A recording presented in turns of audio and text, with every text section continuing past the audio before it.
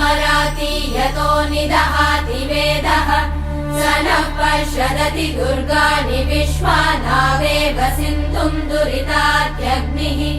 तामग्निवर्णाम् तपसा ज्वलन्तीम् भैरोचनीम् कर्मफलेषु जुष्टाम्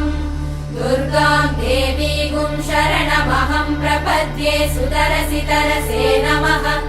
अग्ने त्वम् पारयानव्यो अस्मान् स्वस्तिभिरति दुर्गाणि विश्वाः पूष्य पृथ्वी बहुला न उर्वी